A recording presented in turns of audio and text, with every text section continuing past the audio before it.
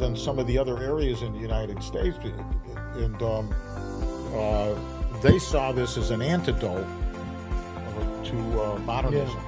But even that Marianism that had been so strong here in northern Indiana is abating.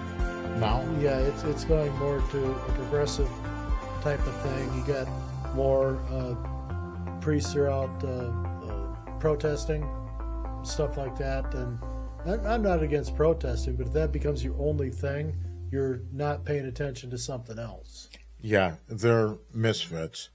Well, they're misguided, and they're not really using, I think, their best efforts they're supposed to be doing, and that's to take care of their flock so much. They think they are, and this is the virtue signaling that's come down through. That's why you got a priest out in Massachusetts, is taking this Father Joshimo or whatever. What a dick! This guy, and he earns the title of being a dick, but he has taken, for the last 10 years, he tries to make political statements with the nativity scene at the church. I mean, he's weaponizing the Holy Family. What's he saying about it? Well, he's saying that the one year he had the baby Jesus was in a cage because they were talking about putting immigrants in cages at the border and stuff like that. Oh, and so he's politicizing. Right. And he's trying to call attention to himself. This year, he took the Holy Family out, put them inside the sanctuary, but in the window where they got this big visible nativity scene, he puts a sign up that says ICE was here. That they deported the Holy Family. They're trying to come up with this element that the Holy Family were immigrants. The Holy Family were never immigrants. They were refugees. They were never immigrants. Yeah. They fled to Egypt for security and safety. But as a good refugee, what they did was they went home when the threat was over. They were never immigrants. Right, but to even present the Holy Family in the context of immigrant is really stupidity. Well, there's no reason to bring them into the current event. But they're taking it down to this 100-level IQ and trying to get them all to follow along because they don't push back. Yeah, this is from Satan. It's that this guy doesn't know what he's doing. What'd you call him? What'd you call this man? You said he's a true what? Oh, he's a true dick. Okay, and he's being kind in describing him. Yeah, I would. This guy would not get any respect from me because he's been doing it for 10 years and he's politicizing he's weaponizing. And that has a bad effect on the formation of a parish. Of course, and nobody in the Vatican's trying to tell this guy's an idiot because they like it. They like the crap that he's doing. They'll sacrifice a parish. They don't care. They just sacrifice 20 million Chinese. Yeah, destruction. What the hell do they care? No, they don't. That's what we're. This is the critical mass that we're in.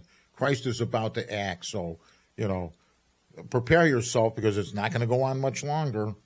So Benedict says, in the past, I had the terrible experience of being betrayed by my friends. My jailer pretended to be my friend, pretended to repent, and pretended to be by my side, but at the end of my life, I was endowed with a keen discernment of spirits and knew that I could not trust him.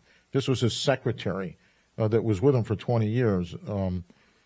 But in the end of my life, I was endowed with a keen discernment, and I could not trust him. The people who lived with me day and night, my prison and exile, rightful shepherd, and not outside to support the church, to pray and to live in penance through a seemingly hidden and silent life, without any comfort except occasional visits that my jailer allowed because he had to obey the Lord. And I was isolated, devoid of communication with the world, but I could never be deprived of communion with God. The more I suffered, the closer I came to being of Christ's heart. So he said that in the past, I'm used to being betrayed by my friends. It's bad enough. He said, but then my secretary that's been with me, I think his name was Gershwin or something, he goes, he pretended to be my friend, but the Lord allowed him to, this guy's giving them shots, they're killing him, right? Mm-hmm. So they're waiting for the coup de grace shot to come in. And prior to that coming in, we get a chance to take a look at the evil and the malignant hatred that Francis had and that he exposed to Benedict, of his hatred of the Blessed Mother, and his hatred of the Eucharist, and his hatred of God. Where did that come from? Well, that's a total reflection, inner reflection of Satan's own desire to shut all that down. I mean, no one hates the Blessed Mother or the presence of the Eucharist more than Satan. Right. And for somebody else to have that within them or even express it, even in a minor amount, has to be influenced not by the Holy Spirit. It's all being by Satan. So they got corrupted. This I've been saying. You know, the Vatican has been infiltrated by Satan. Yes. For so many years. And they're doing it so slowly and methodically here. But this last event, this last week, where they released 4 documents started by Francis under Leo. Leo hadn't even had time to go through these things. You know, these documents are heavy-hitting shit. What are they saying? You know, the one is removing Mary and her title or whatever. Any discussion about being co-redemptrix? You know, trying to use wordplay rather than intention. Wordplay, yeah. They're trying to use the wordplay. Yes. And this is where, you know, their thinking goes. They're trying to change the meaning of words and what the intention is behind those words, and what the role is of the Blessed Mother. And so they're trying to shut her down and say that's just going to bring more people to focus on Jesus. Right. I'll tell you what's going to get more people to focus on Jesus. That's what they're doing. Is if you clear up your damn statements that you're putting out there so that the world can understand them and read them.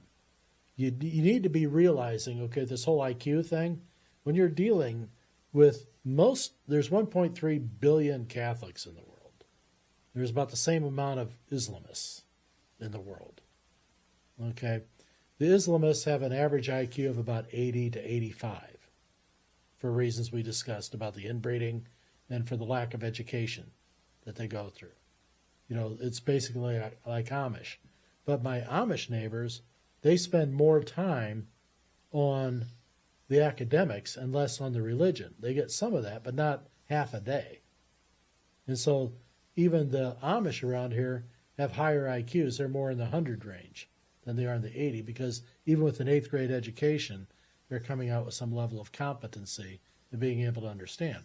That being said, when they put these documents out, when the Vatican does, with such high-level vernacular and verbiage, to try to put, you know, this message out there, they should be making it gumball-sized and chewable, that people can understand it on a first pass and not have any further explanation in need of a priest or another authority to help explain to them what it is they just read. And why what they think they just read isn't what they meant to say. You know, because they're coming up with this, you know, crazy talk, and the media is in with it. You know, everyone's working to try to break down the world, these nations, the borders, make it all open and equal. And I think that the powers that be realize we have to shut down our population by half.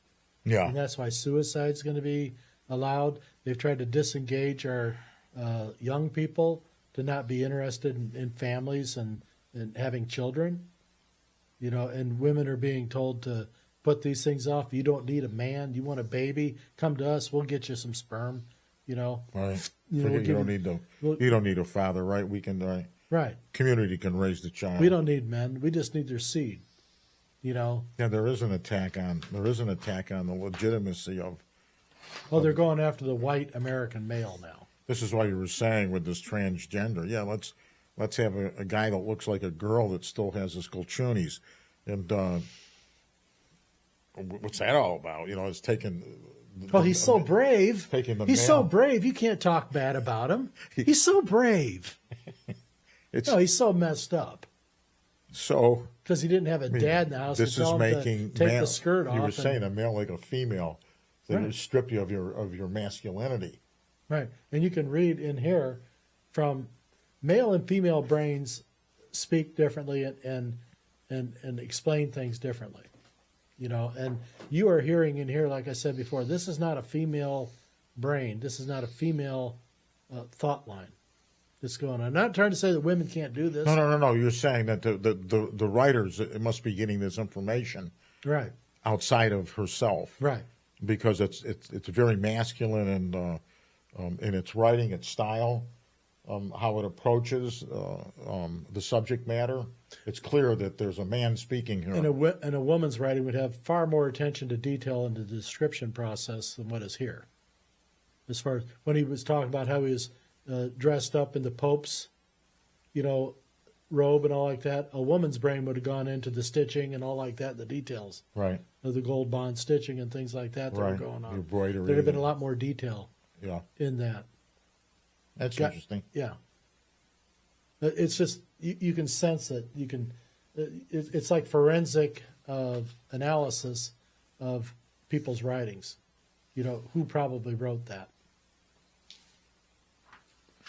This is we've read this before, but just to revisit it, he said, on the occasion of my 95th birthday, Francis, that's Pope Benedict's 95th birthday.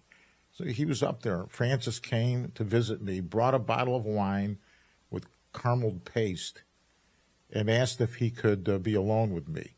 I never thought his cynicism and capacity for evil were so outspoken. Again, I saw his hatred of me, of the church, and above all, the boundless hatred of the Mother of God. I had always considered myself a peaceful man, diplomatic, and so on and so forth. Christ, who had also been abandoned by all divine help, that was part of my catharsis. I understood my office as Christ's vicar required a great purification. Much had been entrusted to me, and I would have to answer to God for all of my administration. I had to answer not only for my soul as a baptized Christian, but for the whole church. So he's going through a metamorphosis here. Right, a personal reconciliation with it, yeah. He That's said, not written by a woman. is it? That's not written by a woman. Now here it says, that, so he goes on to say, under the seal of confession, and in his flattering attitude of false brotherhood, Bergoglio, or rather Francis, told me in a mocking tone, in a very cynical and ruthless way, that he liked to have the church in his hands, and he would completely destroy her, bury the Eucharist forever. He said, I will wipe your God off the face of the earth, and I have many allies to help me, not only from within but from without. The Curia kneels at my feet, and the College of Cardinals are faithful dogs. As you know, I can't deny that they are faithful, and they'll obey. And he smiled. He says, I brought them here for you, and in case you don't know, I'll confirm it for you. Consider it a favor on my part. I'm not as bad as they say. He smiled again. So, in what you said about Satan being an integral part of this Francis, his gaze frightened me, and having him in front of me was like seeing Satan. So he declares himself, and of course, this comes from on high in heaven, and I'm sure he put the second part when he was alive, but they destroyed the documentation of the thing. Now, here's the thing that he says, under the seal of confession. So he's saying, I wouldn't be able to expose this because he's confessing, but confession requires a number of things. It requires an act of contrition. In other words, you confess not to brag or to boast. You confess in order to mediate the sinfulness between God and yourself. And then there's an act of contrition where you're heartily sorry for the sins that you commit. He ain't sorry about nothing. So he was trying to say under the seal of confession, and he was being kind, but this is not a legitimate confession. This was a boasting of a bombastic. Right. This is a pride moment. The ego. But that's how the devil is. The devil can't not, take the opportunity to say, cheer me. Look what I did. This is what I did. And that's destructive, by its action. But that's how the devil goes. The devil always wants to call attention to, what he did or destroyed in types of things and who he's been able to co-opt or take over. And this is And you see it in our politicians. You see it in our media. Right. Right. You Recall a couple of weeks ago we had those 6 senators, congressional people, who said that military must disobey unlawful orders. Okay, and then so they took pipe for it for a week.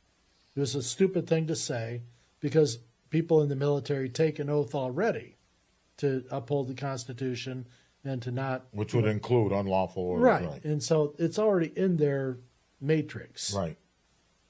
But for these people to come out and say that was implying that there had been an unlawful order given, but there wasn't any. Okay, and so with that being said, and then they went through the blowback in the media, what blowback was at that time, and then a week later, the Department of War shoots a boat out of the water carrying drugs to the United States, destined to the U.S. with all this coke and fentanyl or whatever is on board.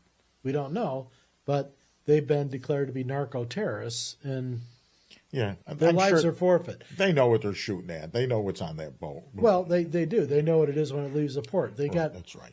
They know. They already got people there in Venezuela. They're telling them right. That are working. We got CIA all over the place there. They know where this stuff is. They know where it's coming out. They tried to make believe that they're just blowing any boat out. Well, they got people on inland on Venezuela right now for when Maduro, the president, has to leave because the writing's on the wall. Is he about to leave, Larry? I think he'll probably be out by the end of the year, if not sooner. Stash his money somewhere. Well, he's trying to work on that. He's trying to negotiate a worldwide clemency. That they no one will come after him. So he wants to be able to travel the entire world freely without anyone threatening to arrest him and take him into a world court. Yeah, and he ain't going to get that. No, he's going to have to go to one particular nation and stay there. Somebody will take him. Oh, because he wants to run around the world? Yeah, he wants to travel and spend that money. Oh, jeez. These people, what they give up for eternity? Nothing. Well, so that's going on. So a week later, they blow up this boat, and they send 2 missiles to take it out.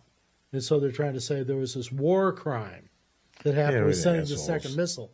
But it was all set up with, they knew these boat activities were going on.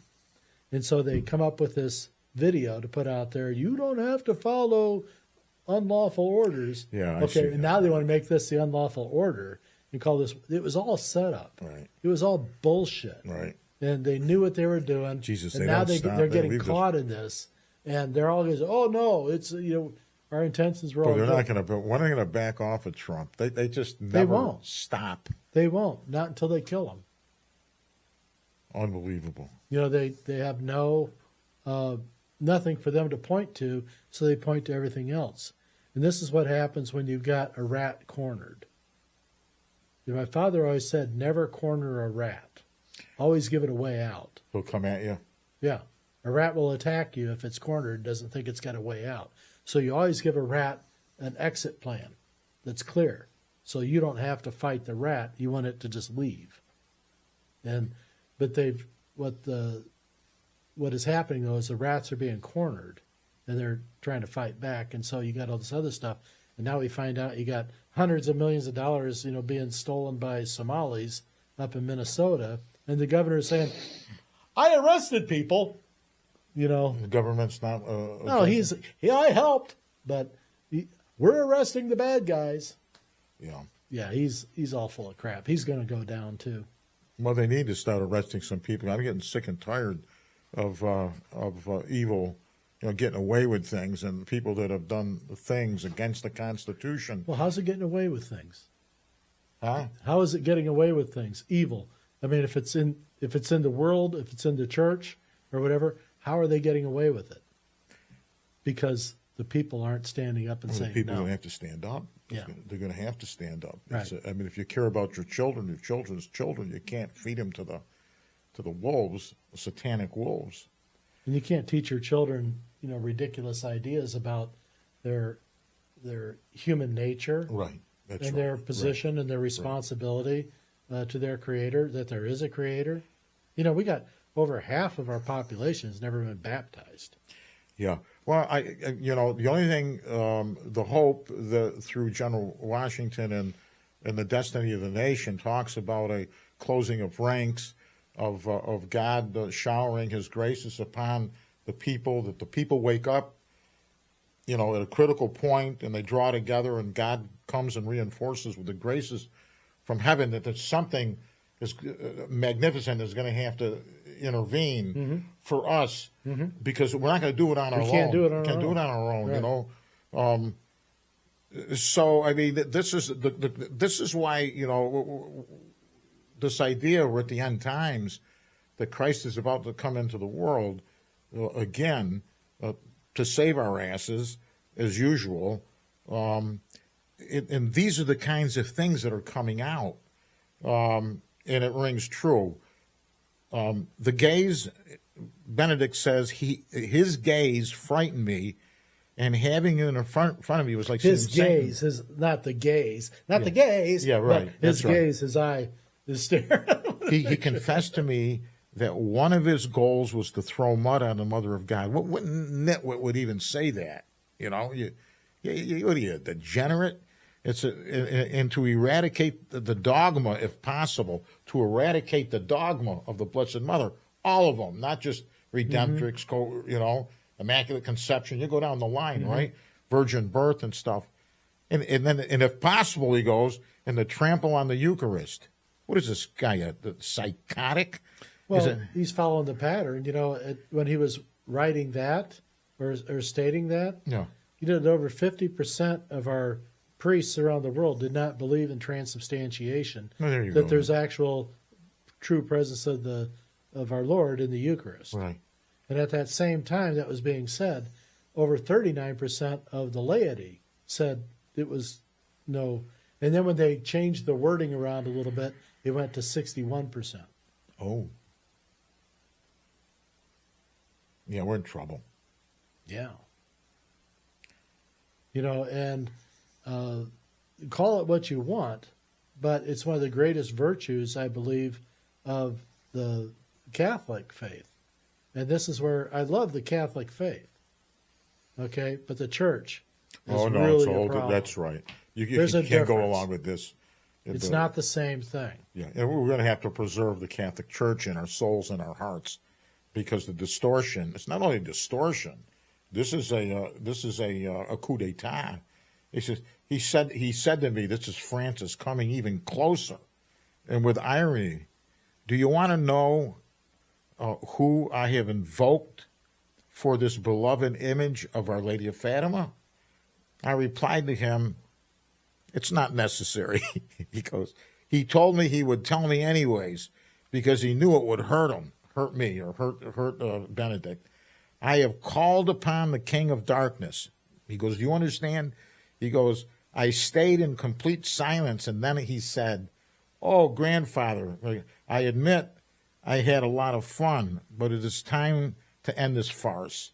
He goes, 'The Catholics are ignorant, mindless, and it is good that they should continue like this, obedient and submissive to everything that is said to them.'"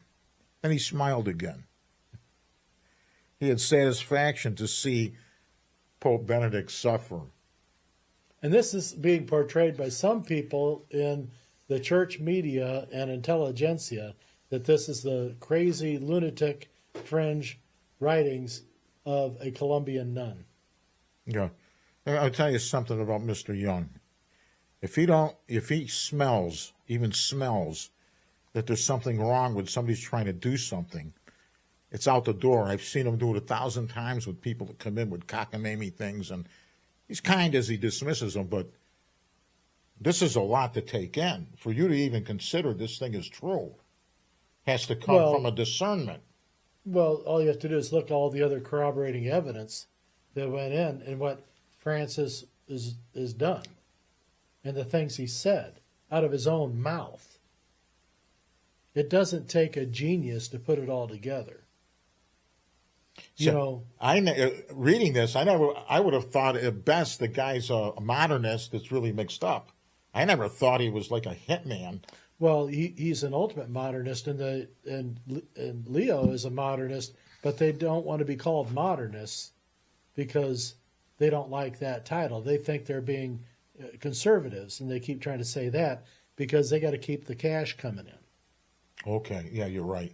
It's if they go too far on the deep end, right, the money will stop completely. Right. Just like it did at Notre Dame or with St. Mary's. Right. When the nuns wanted to do some goofy thing, and the parents said, "You really?" Well, they want to bring in transgenders into their all-women population. Yeah. And the father said, no fucking way. You go, you want to do this? Yeah. Yeah. It ain't going to happen. That's all over with. Yeah. But the bishop here didn't No say balls. anything. Yeah. He like, well, and eventually the parents got to the nuns up there and shut them down and said, no, we're not having that. I'm pulling my girl. I'm pulling my endowment, all that stuff. We're taking it all away. And they learned, and then they changed course on it, and the bishop kind of took credit for it. This was, I told you they'd come back around. We always knew they'd do the right thing. And then they go and they bring in this pro-abortionist, ex-president of Ireland to come in and do the commencement. She's talking about how abortions need to be, free and accessible. And, who's bringing them in? The same school that wanted to bring in the trans, St. Mary's. Haven't learned yet? Well, they don't care. Jesus